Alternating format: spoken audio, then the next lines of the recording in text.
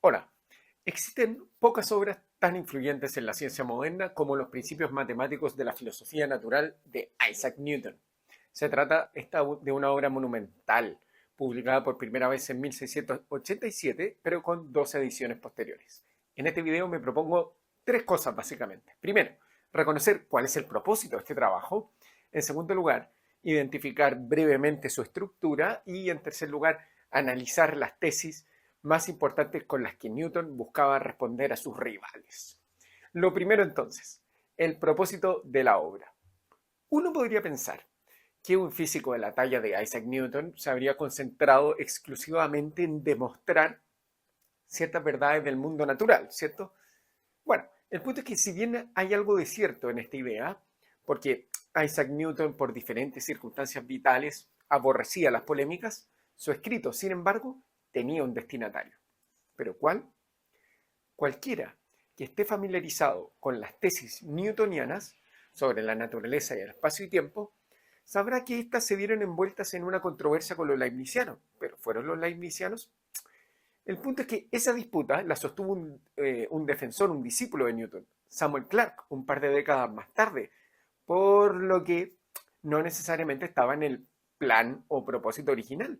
Entonces, queda abierta la pregunta, ¿a quién estaban destinadas las tesis de los Principia?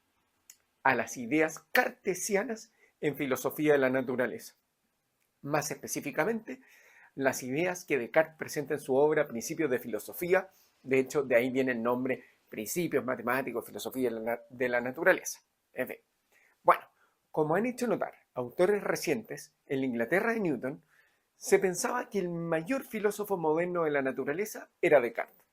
Hay pruebas, de hecho, contundentes de que Newton se tomó muy en serio las ideas cartesianas y dedicó una energía considerable en pensarlas y después criticarlas. ¿Cuáles son esas pruebas contundentes, Andrés? Bueno, parte de esa evidencia proviene de un manuscrito publicado recién por primera vez en 1962 por Mary Boas Hall y Albert Robert Hall. Este texto, sin título, es ahora conocido como De Gravitatione. Se trata de un documento que ha sido objeto de extensas discusiones durante los últimos 50 años. ¿Por qué? Bueno, porque indica la profundidad del interés de Newton en las ideas cartesianas. Sin embargo, este manuscrito presenta al menos dos problemas. El primero es que carece de fecha de producción y el segundo es que nunca fue terminado. Además, tampoco fue publicado durante la vida de Newton. Entonces surge la duda razonable sobre si realmente representa sus puntos de vista.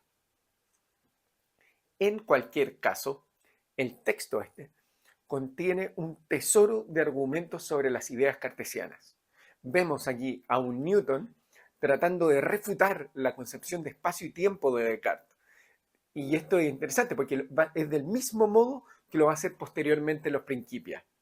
Es decir, Newton tenía en mente a un oponente cartesiano y no a un leibniziano cuando escribió su famosa articulación de espacio y tiempo absoluto.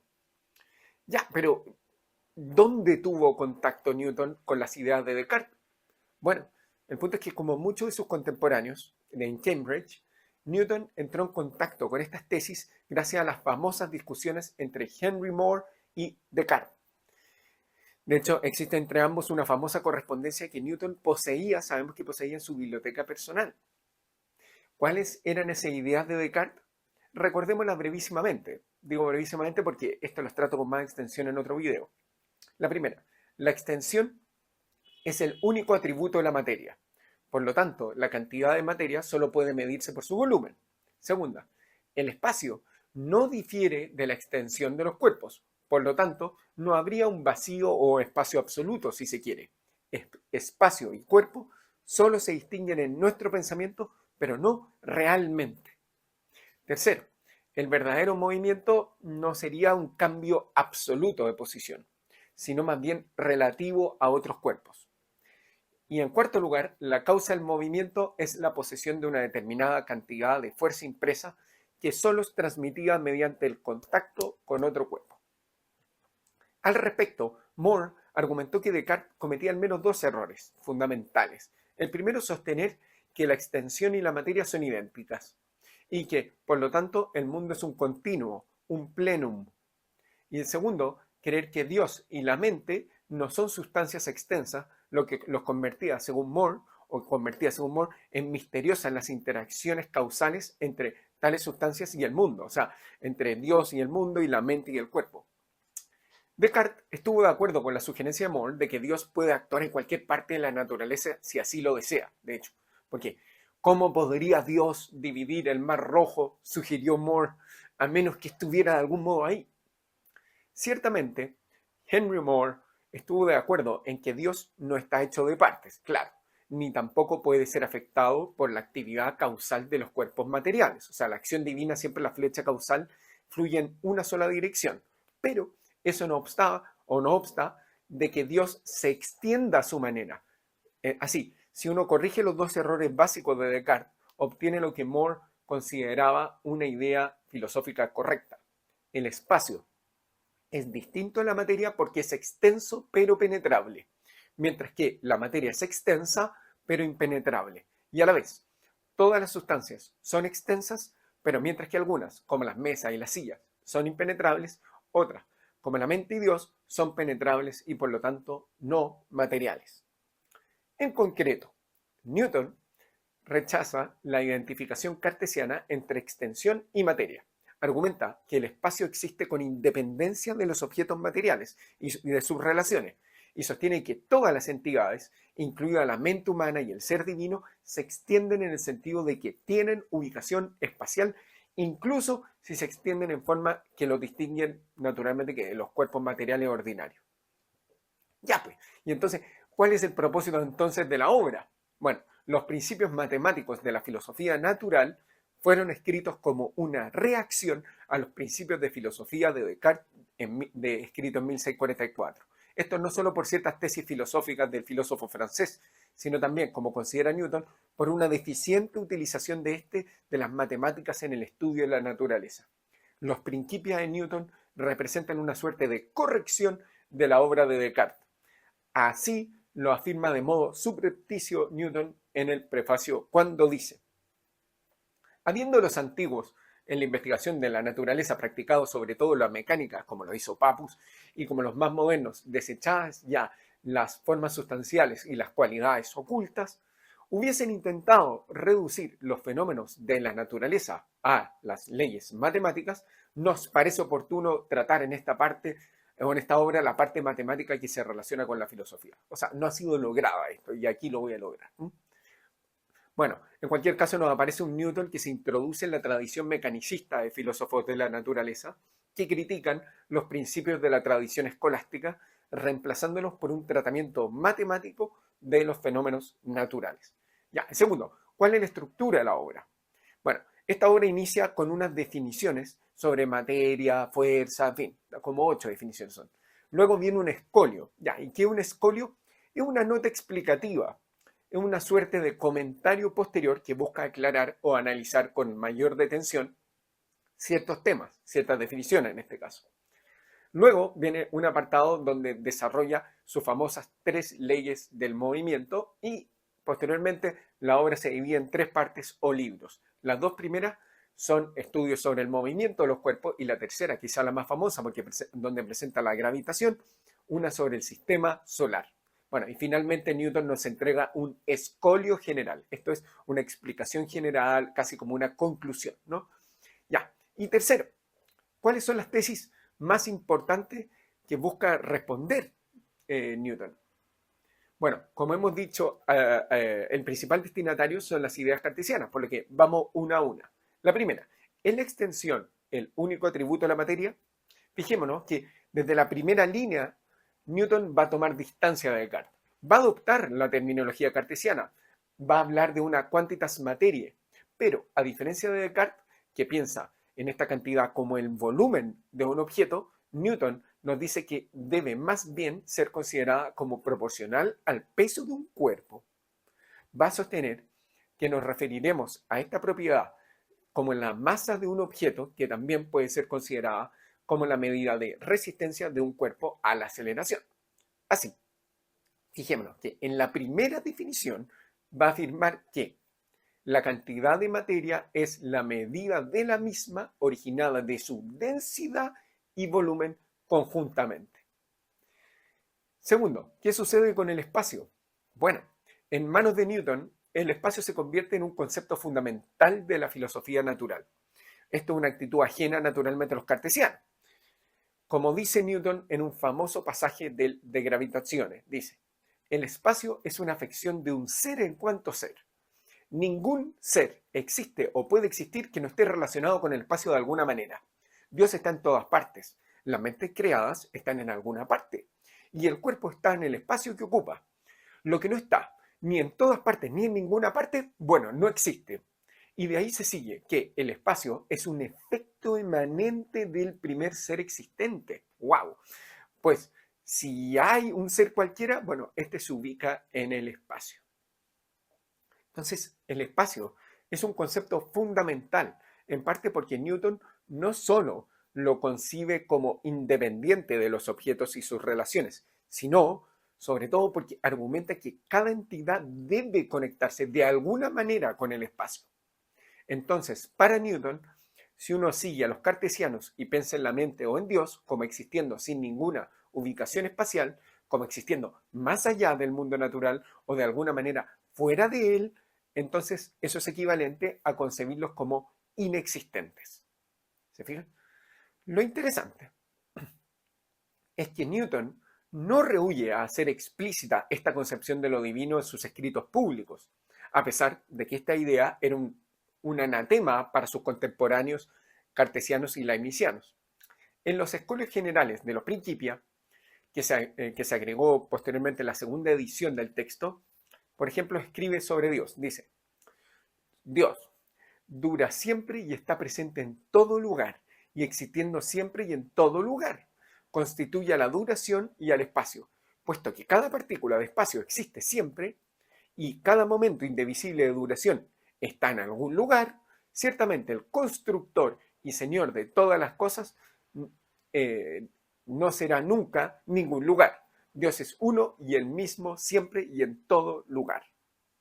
Bueno, así como los cuerpos están presentes en alguna ubicación espacial, Dios, que es un ser infinito, tiene que estar presente en todo el espacio. Quizá esta sea la demostración, por cierto, más clara de la adhesión de Newton a las ideas de Moore. Tercero, bueno, ¿y qué sucede con el movimiento? Hemos visto en otro video, ya lo mencioné, que en sus principios de filosofía de 1644, Descartes distingue entre una idea aparente o real o ordinaria y la verdadera de lo que sería el movimiento. Así, mientras la ordinaria presenta el movimiento como un cambio de lugar en términos absolutos, el filósofo sabría que hablando con propiedad el movimiento solo sería una cuestión relativa, un cambio respecto a otros cuerpos, es decir, los cuerpos que nos rodean. Bueno, para Newton el asunto es justo al revés. Newton va a sostener en el de Gravitaciones que esta idea cartesiana de movimiento verdadero está en tensión con las propias leyes de la naturaleza propuestas por Descartes, porque de acuerdo con la concepción de lo que ahora llamamos inercia, que Descartes presenta como sus dos primeras leyes, un cuerpo que se mueve en línea recta y seguirá haciéndolo, bueno, esto es a menos que se le desvíe su trayectoria. Por lo tanto, el movimiento de un cuerpo no es una función de su relación con otros cuerpos, sino más bien de sus relaciones causales. Claro. Es decir, de acuerdo con las dos primeras leyes, cambiar las relaciones espaciales de un cuerpo con otros no va a alterar su movimiento rectilíneo a menos que ocurra una interacción causal. Esto, según Newton, representaría una tensión fundamental en el sistema cartesiano. ¿Se ve? Así, el escolio refleja su idea de que el concepto de movimiento que va a ofrecer en los Principia debería ser coherente con las leyes del movimiento que va a respaldar. Así, notemos que la primera ley de Newton, que refleja la primera ley de Descartes, es una nueva versión del principio de inercia. ¿Por qué? Porque va a incorporar algo más. Ojo, el concepto de fuerza impresa. Dice Newton en su primera ley del movimiento. Ojo, miren. Todo cuerpo persevera en su estado de reposo o movimiento uniforme y rectilíneo, a no ser en tanto que sea obligado por fuerzas impresas a cambiar su estado. ¿Por qué añadió eso Newton?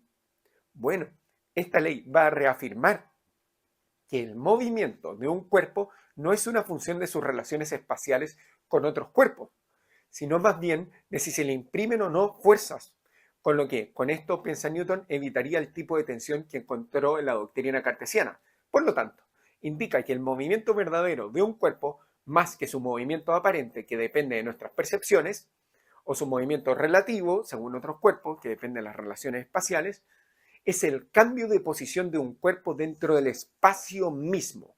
Es decir, el movimiento verdadero debe entenderse como un movimiento absoluto, justo al revés.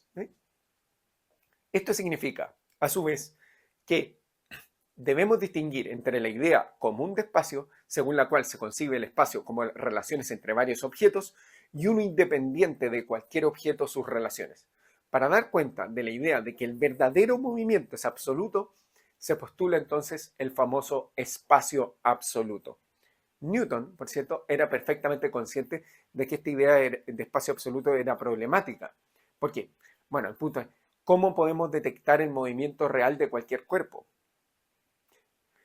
La apuesta de Newton va a ser que con la aceleración, es decir, un cambio de velocidad o de dirección, ¿no? ¿Por qué? Porque cualquier aceleración es un movimiento verdadero, aunque no todos los movimientos verdaderos son aceleraciones, ya que el llamado movimiento inercial no lo es. Este caso indica que podemos detectar el movimiento verdadero de un cuerpo, aunque el espacio mismo sea imperceptible, en la medida que se acelera, cambia de dirección o rapidez, ¿no? La solución de Newton, entonces, presentada en el escolio, es que podemos detectar el verdadero movimiento de un cuerpo detectando su aceleración. Por ejemplo, haciendo con un movimiento circular. Tal movimiento tiene efectos detectables. Y entonces Newton va a proponer uno de sus experimentos más famosos del periodo moderno temprano, el cubo de Newton. Va a decir, si uno toma un balde ordinario y lo llena con agua y luego ata una cuerda a la parte superior, entonces empieza a torcer la cuerda y la suelta, que comienza a girar el balde.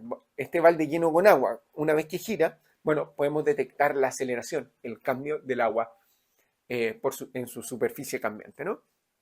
Así, Newton piensa que esta idea, junto con su concepción aliada del espacio, podría emplearse para seleccionar algunos de los movimientos verdaderos. ¿Y por qué esto puede ser importante encontrar movimientos verdaderos? Bueno, porque va a pensar Newton, solo una vez que uno ha podido determinar un movimiento verdadero, puede determinar su causa real. Y esto es fundamental para el propósito de los principios. ¿Por qué? De hecho, así lo indica en la última línea del escolio. Va a señalar que la idea de identificar movimientos verdaderos, es una de las razones por las que escribió los principios. Va a decir, a inferir, sin embargo, los movimientos verdaderos de sus causas, de sus efectos y diferencias con los aparentes, y al revés, sus causas y efectos a partir de los movimientos ya verdaderos. Ya aparentes se enseñará más extensamente en lo que sigue, pues para este fin compuse el siguiente tratado. La idea de espacio de Newton, entonces, desempeñó dos roles. En primer lugar, le permitió evitar la tensión entre el concepto de movimiento verdadero y las leyes del movimiento del tipo que se encuentran en Descartes. En segundo lugar, también le permitió articular lo que consideraba la relación de Dios con el mundo natural. Cuarto, ¿y qué es la fuerza impresa? Hemos dicho que Descartes se sumó a la tradición del ímpetus y señaló que la causa del movimiento es la posesión de una determinada cantidad de fuerza impresa que solo es transmitida como mediante el contacto con otro cuerpo. Esa cantidad de movimiento es transferida de un cuerpo a otro mediante el contacto, como dos bolas de pool. Vale la pena, entonces, poner atención a la cuarta y quinta definición que nos proporciona Newton para advertir la novedad de su posición. En la cuarta definición, Newton va a definir la fuerza impresa y va a decir que la fuerza impresa es la acción ejercida sobre un cuerpo para cambiar su estado de reposo o movimiento uniforme y rectilíneo.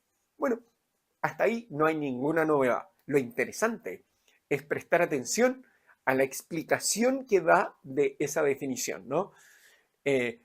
Ahí, casi solapadamente, va a decir que la fuerza impresa tiene diferentes orígenes, tales como un golpe, la presión y la fuerza centrípeta. Ya, pero ¿dónde está lo polémico, Andrés? El punto es que si Newton hubiese querido mantenerse en la tradición mecanicista, debió haberse limitado a enunciar propiedades como el tamaño, figura y acción de contacto. Sin embargo, Newton fue más allá, añadió la fuerza centrípeta que involucra la acción a distancia, esto es, sin contacto. Ya, pero el punto es, ¿y no será que estáis sobreinterpretando a Newton, Andrés? Revisemos la quinta definición, en que define fuerza centrípeta. Y ahí nos va a decir que la fuerza centrípeta es aquella en virtud de la cual los cuerpos son atraídos, empujados o de algún modo tienden hacia un punto como a un centro. Y añaden la explicación, lo que a todo el mundo se le olvida leer. De esta clase es la gravedad por la que los cuerpos tienden hacia el centro de la Tierra, el magnetismo por el que el hierro tiende hacia el imán y la fuerza, cualquiera que sea, no se moja el potito el tipo, por la que constantemente los planetas se ven apartados de sus trayectorias rectilíneas y se ven obligados a permanecer girando en líneas curvas. En concreto, Newton nos dice que hay varios tipos de fuerzas impresas. Nos da tres ejemplos: golpe, presión y fuerza centrípeta. Los dos primeros parecen inocuos para un mecanicista, pero el problema está en la tercera. Y respecto a la fuerza centrípeta, la quinta definición nos da tres ejemplos a su vez: la gravedad por la que los cuerpos tienden hacia el centro, el magnetismo y lo que sea esa fuerza que mantiene las órbitas planetarias.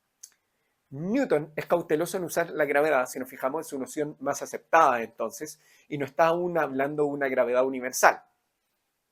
Bueno, pero esto en cualquier caso representa un problema, porque una cosa es decir que cuando dos rocas colisionan, ellas imprimen una fuerza sobre la otra, pero otra cosa es decir que algo imprime una fuerza en una roca mientras cae al suelo, y ese algo imprime una fuerza en los planetas mientras orbitan en torno al Sol.